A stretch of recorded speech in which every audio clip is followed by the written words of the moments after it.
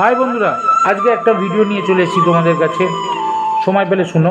অনেকেই আমাকে অনেকবার জিজ্ঞেস করেছে যে অনির্বাণদা, অনেকের কাছে গেছি, অনেক বড় বড় ক্রিয়েটারদের কাছে গেছি, তাদের জিজ্ঞেস করার জন্যে যে আমি সারাদিনে কটা পোস্ট করব, কটা পোস্ট করা এক্স্যাক্টলি উচিত, ফেসবুকের গাইডলাইন কি বলছে যে আমি সারাদিনে কতগুলো ভিডিও পোস্ট করতে পারি, কতগুলো রিলস পোস্ট করতে পারি, কতবার লাইভ করতে পারি, আর কতগুলো ফটো পোস্ট করতে পারি, বা টেক্সট পোস্ট করতে পারি, বা স্টোরি পোস্ট করতে পারি।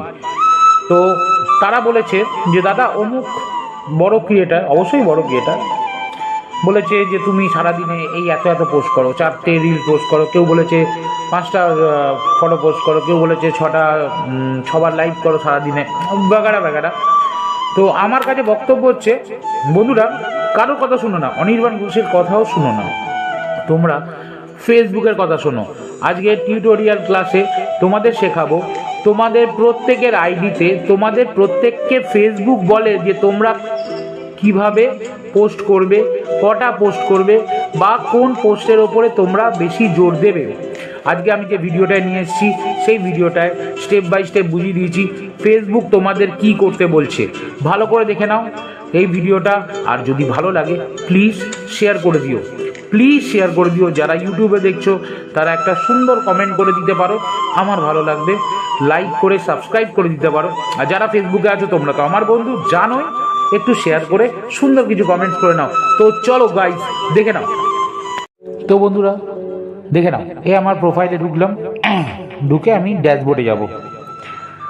ঠিক আছে, এই ড্যাশবোর্ডে গেলাম অনির্বাণ ঘোষে। দেখো ড্যাশবোর্ডে এইখানে উইকলি চ্যালেঞ্জ আছে, রাইট? তার নিচে কি আছে? Next step. নেক্সট স্টেপের পাশে সিওল। আমরা আপাতত আজকে নেক্সট স্টেপ আমাদের বিষয় নয়, আজকে আমাদের বিষয় যেটা হচ্ছে সেইটার জন্য আমাদের একটু নিচে আসতে হবে। কোথায় আসলাম? ইনসাইড। কোথায় এলাম? ইনসাইডে।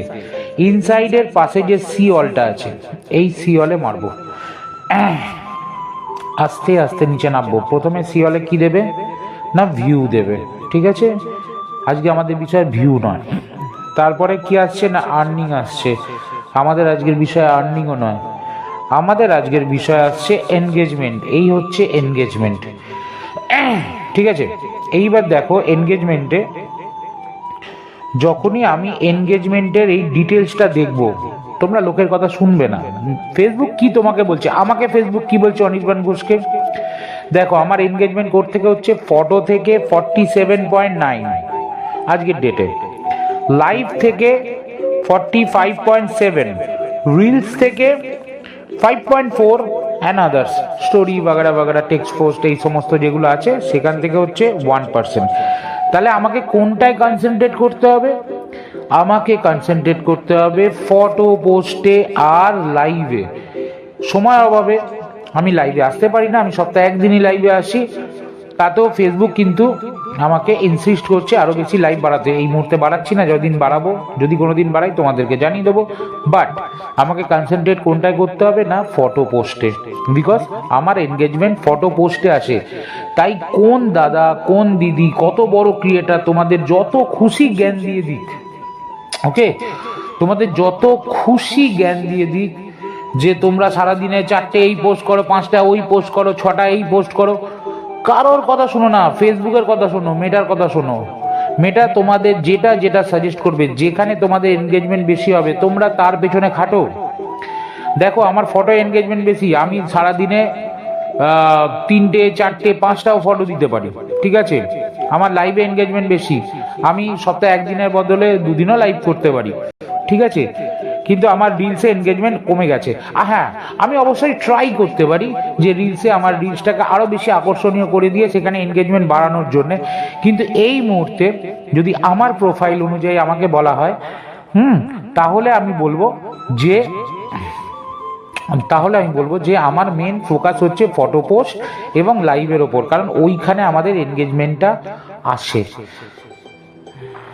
তাহলে বন্ধুরা বুঝলে যে যত বড়ই ক্রিয়েটার হোক, যে যাই হোক, কারোর কথা শোনার দরকার নেই, অনির্বাণ ঘোষের কথাও শোনার দরকার নেই।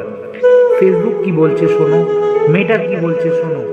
ফেসবুক তোমাদেরকে যেটাতে এনগেজমেন্ট ভালো দেবে তোমরা সেই পোস্টের ওপরে বেশি করে খাটো, সেই পোস্টের এনগেজমেন্টটাকে একদম শিখরে নিয়ে যাও, চূড়ায় নিয়ে যাও।